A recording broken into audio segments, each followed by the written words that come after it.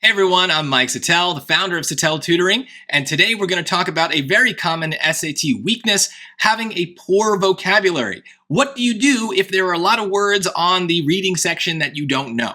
Now, to be clear, we're not talking about the math section. If there are a lot of words in the math you don't know, it's because you don't know the math topics. Things like parabolas and exponentials, they have their own vocabulary, and you can learn that by going to my channel and looking at the topic videos that I have for those topics. In reading, though, all sorts of words can appear in the choices and the passages, and if we don't know those words, we might be in trouble and be unable to understand what's going on. I have this question asked by a lot of people who are not native English speakers. How do they improve their vocabulary because they just don't know that many words because they haven't had a ton of experience with the English language?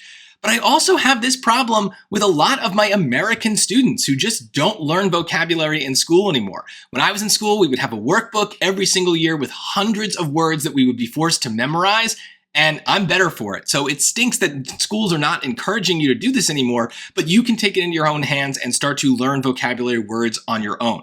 Now, before we get into how to do that, I do want to make sure we're really putting this problem, this weakness, into perspective. There are not very many vocabulary questions on the SAT, maybe only 8 to 10 vocab questions. Maybe they start to creep into the passage questions as well. So this might not be that big of a problem. It also might be not that you don't understand like specific words, but more that you are having trouble with specific kind of ways the sentences are worded. This is very common because the SAT a lot of times chooses very odd ways to construct sentences. There's lots of interruptions and comma clauses and turns and double negatives, all sorts of things that are designed to confuse you. So if you feel like that's the problem, I can make another separate lesson on that. Just comment if that's something you're interested in. What I really want to focus on in this lesson though is, do you understand most of the sentence, but there's a big gap right where some mystery word is? That's a bigger problem. It's also a hard one to fill because there are thousands of possible SAT words beyond just like the common everyday English words. So memorizing them is going to be very, very difficult. The odds are that you are going to learn words that you never see on an SAT. And that there are going to be words on your SAT that you've never bothered to study. It's just luck of the draw at the end of the day. But if you put time into this and learn more words, then that reduces the chance that one of them is a mystery by the time you actually take your SAT. But I do want to stress, before we get into how to do that, this might be a very low priority weakness for a lot of students. If you are probably in like the 500s in reading, you've got other things to focus on. I would say the grammar section is your first target. Make sure you are learning the grammar rules, getting used to sentence structure, trying to get as many points there as possible, because guess what? There's only like 10 or 12 grammar rules. There's thousands of possible SAT words, right? So if we only have to have like so many things in our brain, if we memorize those 10 or 12 grammar rules, that's going to go a lot further than memorizing thousands of vocabulary words. So just try to put this in perspective and make sure that you have, in the limited time that you have to study for the SAT, you are putting your time where you are going to maximize your points. Studying vocab might not be a good use of your time. But let's say you've done everything else. You've mastered the other parts of the reading section, and this is the thing that's holding you back from your dream score. Well, then, yeah, you got to memorize new words. And there's a couple of ways you can go about doing this. I just built a thing on my site that will help with this. I have currently a bunch of sets available. The seteletutoring.com/vocab will take you there. This is free. This is available to everyone.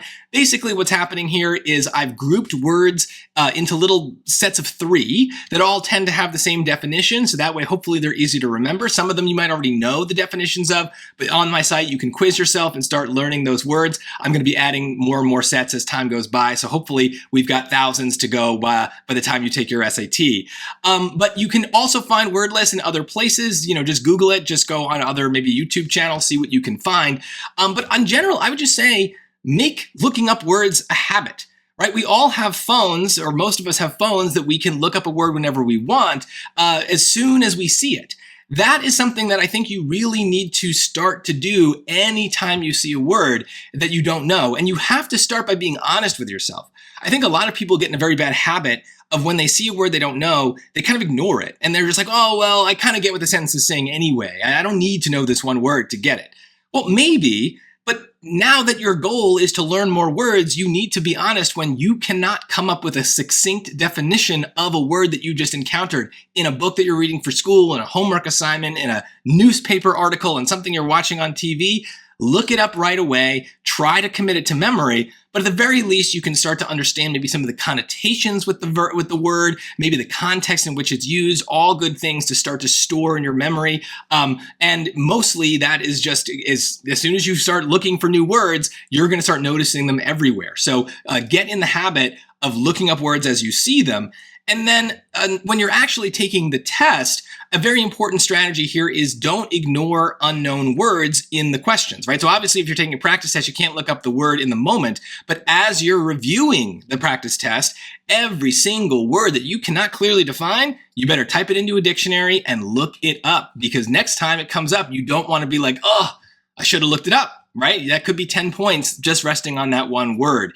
It also reminds me that there is a strategy here for these vocab questions. I talk more about this in my lesson on the vocabulary questions in the strategy series, that when we know a lot of words, we can hopefully do some process of elimination on some of these vocab questions. And we might not be able to know every single word in the question, but if we have an unknown word that is the only answer remaining, that might be just fine to pick it, right? So memorizing new vocabulary words is not just about memorizing the words that are going to be the answers, right? Sometimes it just means that we can knock off some answers that were distractions. And don't be afraid on the actual SAT to pick a choice that includes a word that you don't know. If you know all the other ones don't work, you got to pick the one you don't know. And I think this is very important. A lot of people, for some reason, will go out of their way to avoid picking a word that they've never seen before. They will force another word in that they know doesn't fit, but they will do it because that feels somehow safer than picking a word that they don't know the definition of. That's a bad strategy. You've got to get comfortable picking words you don't know if you know everything else doesn't work. So that's really, really important. Now you can practice this. You can learn more words, all of it through my channel and my website. The most important things I talked about here are the vocab sites at seteletutoring.com/vocab to learn new words. Once you've gotten comfortable with some of those words, I recommend becoming a Settele Tutoring channel member on YouTube. Channel members will have access to questions that I have written that incorporate those new words that you can practice and see, do you really know the definitions, but at the same time also practice the strategies that work for the vocab questions in general. If you have questions about studying vocab or have some other tips for other people, please put them in the comments. This is definitely a kind of type of memorization where there isn't a one-size-fits-all approach, right? Different people memorize things in different ways. If you've got good ideas, please share them. If this helped you, give me a like, give me a subscribe. And once again, I'm Mike Settele. Remember, when it comes to your scores, don't settle for less, Settele for more. Thanks so much for watching.